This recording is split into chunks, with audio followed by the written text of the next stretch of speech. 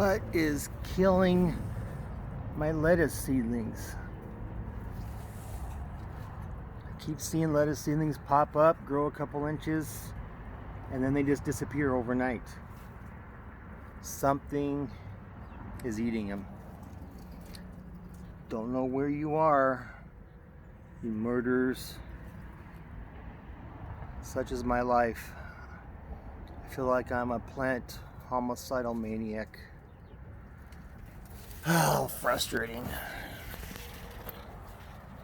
Look at this whole bed. Nothing in here. It was full of lettuce seedlings. Now, nothing. So, I have to go to plan B. I had some garlic chives that were flowering and seeding, so I planted some around the edges, but I think I'm going to go to my trusty dinosaur kale, Nero di Toscana. It grows so well here. I'll show you where I have some. Here's the dinosaur kale. I always take all the outer leaves, the ones that are starting to get chewed on a little bit, to feed to my chickens, but for ourselves, we'll take the inner leaves, all these new ones, and every time you pick all the new ones, and 4 more shoots will come out. I planted this a year ago, and it just keeps on growing and growing and growing. That stuff will get 4 or 5 feet tall before I finally yank it out and start over, and it'll last a couple of years. It's insane how it grows. I took out a whole bunch and fed to the chickens already, so I was going to start over again with some new ones. But yes, I might have a thriving garden. People say I have a green thumb, but I don't believe in green thumbs. You gotta have black hands. You gotta always be in your garden, planting, trying to see what works. Oh, we got a cherry tomato. Look at all these seedlings here. Those are all purple cauliflower and some radishes. They're doing just fine. I got a couple of fig trees I'll be planting next spring once they start getting bigger. My starts of celery and regular cauliflower and red Russian kale, they're all doing fine. But for some reason, starting with the seeds in there, it's not doing too well. But here's another thing I killed.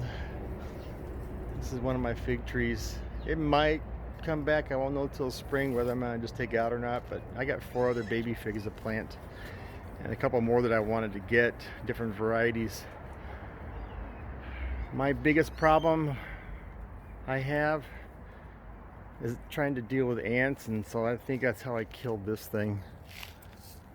Yeah, because it's been brittle on the branches, so I don't know if the core is going to be good or not. I put some turmeric around the trunk of it, which is where I think I killed it, trying to get rid of the ants. Something leached into the bark and probably went in the cambium layer and choked it out. Yeah, I got chlorophyll all over my hands. I'm a murderer. Sad but true. Don't kill my chickens and my ducks though. But plants, why do you think I always got to plant? I plant every week. I plant something. I want to find out what thrives and what does well where. So I'm always planting something. Oh, I got to do a video on the roselle. That'll be my next video. But yes, I'm a plant homicidal maniac. The things that thrive are just because I learned how to do it properly, or I left them alone and just did everything to the soil that I needed to do.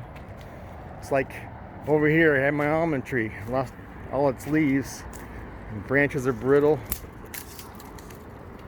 I think that was because of when I was put the sulfur down, I might have put too much sulfur around the young almond tree, trying to reduce the soil. Plus my chickens had got out and were digging all the soil away, so it probably exposed the roots.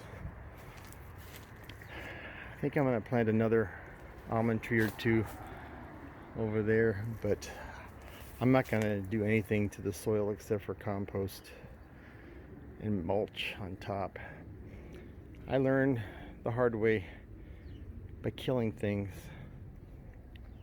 but other things in the same area do wonderful.